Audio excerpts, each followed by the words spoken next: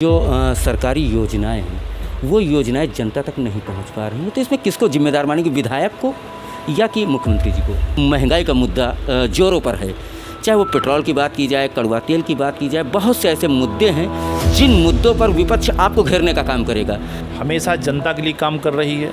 2014 के बाद देश में अभूतपूर्व परिवर्तन हुआ है। जब पार्टी संघर्ष कर रही थी, उस समय से आप पार्टी में जुड़े हैं। जब आज पार्टी अर्श पर है, तो क्या लगता है कि इस बार आपको विधानसभा चुनाव पर टिकट मिलेगा? अब टिकट मांगना हम सब कार्यकर्ताओं का अधिकार होता है, वो पार्टी तय करेगी, पार्टी नेतृत्व तय करता है। क्षेत्रीय विधायक जो है काम नहीं कर रहे होंगे, या बहुत से ऐसे मुद्दे होंगे जिन मुद्दों पर आप मौजूदा समय पर उनको घेरने का काम करेंगे, ऐसे क्या मुद्दे? देखिए, 10 साल से वहाँ की जो क्षेत्रीय विधायक ने जनता का बहुत शोषण किया है। वहाँ की जनता निश्चित तौर पर 2022 के चुनाव में इनको वहाँ से हरा के सीधे जो है इनको सुल्तानपुर भेजेगी। आपको याद होगा। नमस्कार, मैं सिराज अहमद और आप देख रहे हैं द सच की टीम का लगातार सर्वे जारी है कि 2022 के विधानसभा चुनाव में कौन मुख्यमंत्री बनेगा और जो प्रत्याशी हैं वो जनता के बीच में किन मुद्दों को लेकर के विधानसभा चुनाव की तैयारियां कर रहे हैं। इस समय हमारे साथ मौजूद हैं 183 विधानसभा सीट से जो चुनाव लड़ने की तैयारी कर रहे हैं अतुल सिंह। आइए उनसे बात करते हैं कि वो किन मुद्दों के साथ मैदान में उतरेंगे और क्या रणनीति होगी 2022 के विधानसभा चुनाव को लेकर के। अतुल जी, आपका बहुत बहुत स्वागत है हमारे चैनल पर। बहुत बहुत धन्यवाद। अतुल जी, जिस तरह से देखा जा रहा है कि 2022 का विधानसभा चुनाव करीब आ रहा है, आप लगातार जनता के बीच में पिछले कई वर्षों से बने हुए हैं। कभी ट्राई साइकिल वितरण किया जा रहा है, कभी जो सरकार की योजनाएं हैं उन योजनाओं को जनता के बीच में पहुंचाया जा रहा है, कभी जो चौपाल लगा करके लोगों की समस्याएं सुनी जा रही हैं। तो आखिर क्या तैयारियाँ चल रही हैं आपकी? हम लोग जिस विचारधारा से हैं उस विचारधारा में यही है, गांव गरीब किसान को की सेवा कैसे की जाए, उसी संदर्भ में हम सब लोग लगे रहते हैं, काम करते रहते हैं। हम क्या, भारतीय जनता पार्टी का पूरा कार्यकर्ता हमेशा जनता के बीच रहता है, जो सरकार की योजनाओं के साथ साथ अपने स्तर जो कुछ होता है हम लोग करते रहते हैं। अतुल जी, जिस तरह से अगर देखा जाए तो इस समय सबसे ज़्यादा जो महंगाई का मुद्दा ज़ोरों पर है, चाहे वो पेट्रोल की बात की जाए, कड़वा तेल की बात की जाए, बहुत से ऐसे मुद्दे हैं जिन मुद्दों पर विपक्ष आपको घेरने का काम करेगा। जो अगर देखा जाए तो किस तरह से इन मुद्दों से आप निपटने का काम करेंगे, किस तरह से जनता को समझाएंगे? भारतीय जनता पार्टी की केंद्र की मोदी सरकार, उत्तर प्रदेश की योगी सरकार हमेशा जनता के लिए काम कर रही है। 2014 के बाद देश में अभूतपूर्व परिवर्तन हुआ है। और रही बात उत्तर प्रदेश में, योगी जी भी भ्रष्टाचार को ख़त्म करने के लिए काम कर रहे हैं। अभी आपने देखा कि अभी तक नवंबर तक निःशुल्क सबको राशन मिल रहा है। और कोरोना जैसी महामारी बीमारी से लड़ने के लिए हमारी सरकार ने बहुत काम किया है।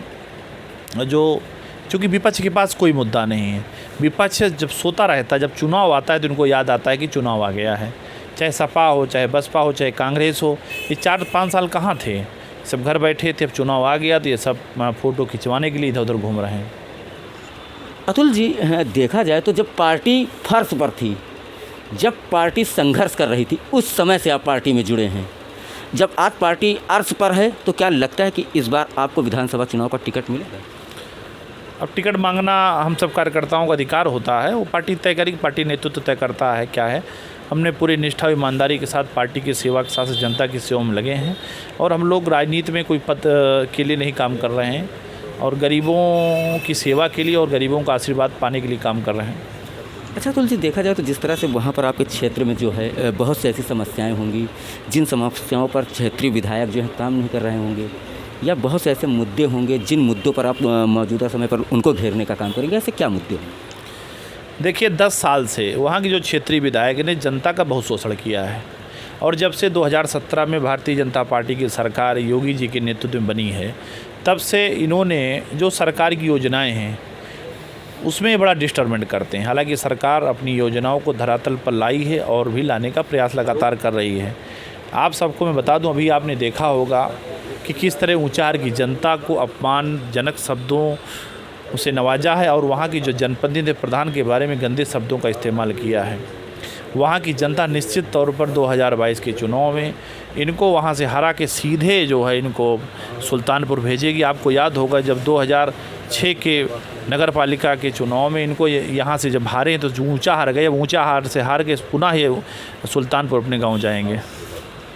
अच्छा अतुल जी, अभी एक हाल में मामला हुआ है लखीमपुर खीरी में, लखीमपुर खीरी के जो सांसद हैं, जो केंद्रीय गृह राज्य मंत्री हैं, उनका एक बयान आता है कि हम किसानों को 2 मिनट में सुधार देंगे। उसके बाद उनके लड़के पर आरोप लगता है कि उनके लड़के के द्वारा किसानों पर गाड़ियाँ चढ़ाई गई हैं। तो इसे किस नज़रिए से आप देखते हैं? रही बात, उस बयान को मैंने नहीं देखा और ना पढ़ा है। और रही बात कार्रवाई की, जो घटना हुई बहुत इस तरह घटना नहीं होनी चाहिए, लेकिन वो घटना किन परिस्थितियों में हो और इसके लिए कौन लोग जिम्मेदार है, इसकी सरकार जांच करा रही है। निश्चित तौर पर जो भी दोषी होगा वो जेल जाएगा। अच्छा अतुल जी, देखा जाए तो एक बात यह है कि 80% जो किसान हैं, किसानों का देश कहा जाता है, 80% भारत में किसान लोग मौजूद हैं, रहते हैं। उसके बाद लगातार जो किसान हैं वो प्रदर्शन कर रहे हैं, टिकरी बॉर्डर हो या और भी बॉर्डर हो, यहाँ तक कि लखीमपुर खीरी में भी किसानों ने प्रदर्शन किया है। तो ऐसे में आप जब जनता के बीच में जाएंगे, क्योंकि ऊंचाहार क्षेत्र भी जो है ग्रामीण क्षेत्रों में आता है, वहाँ पर भी किसान हैं, तो वहाँ पर आप किसानों को किस तरह से समझाएंगे? देखिए, सब जानते हैं आज़ाद भारत में अगर किसानों को अगर भगवान का रूप के, भगवान के बराबर सम्मान किसी ने देने का काम किया, पंडित अटल बिहारी वाजपेयी जी ने। आप सबको याद होगा, किसानों के सम्मान के लिए उन्होंने बहुत सी योजनाएं चलाई। किसान क्रेडिट कार्ड, आप सबको याद होगा, सभी गरीब परिवारों को जो किसान हैं सभी के किसान क्रेडिट कार्ड का उपयोग किया है। मात्र 4% ब्याज पर, सालाना ब्याज पर सबको ऋण किसान क्रेडिट के आधार पर मिलता है। और दूसरा, जब मोदी जी आए तो उन्होंने एक अभूतपूर्व किसानों के लिए काम किया है, किसान सम्मान निधि दे करके। किसान सम्मान निधि देकर पूरे देश में किसानों को सम्मानित करने का काम माननीय प्रधानमंत्री मोदी जी ने किया है। और जनता सब जान रहे किसानों के लिए कौन काम कर रहा है।